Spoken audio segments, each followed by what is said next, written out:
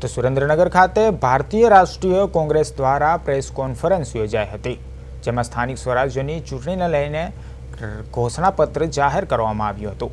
કોંગ્રેસે મહાનગરપાલિકાના સ્તરે પાણીની વ્યવસ્થા મજબૂત બનાવવાનો વાયદો કર્યો છે। નાના વેપારીઓ માટે સહાય યોજના, બીપીએલ યાદી ધારકો માટે વિશેષ સુવિધાઓ અને સિનિયર સિટીઝન્સ માટે પાયાગત સુવિધાઓ પર ભાર મુકાયો છે। શહેરના સર્વાંગી વિકાસ માટે વિવિધ યોજનાઓ અમલમાં મૂકવાનો દાવો કરવામાં આવ્યો છે। ચૂંટણી પહેલા કોંગ્રેસે આ વચનપત્રને મહત્વપૂર્ણ ગણાવ્યું છે।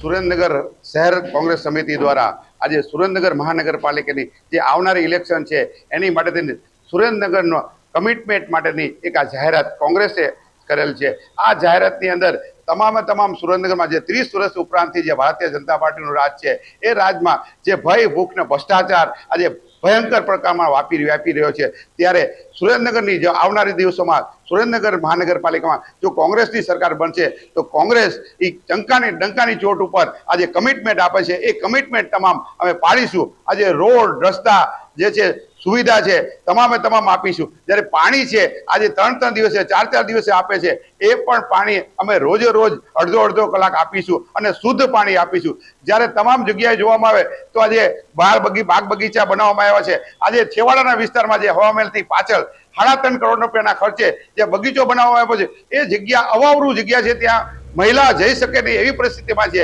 અને એવી જગ્યાએ માત્ર ને માત્ર ભ્રષ્ટાચાર કરવા માટે પૈસાનો વ્યય કરે।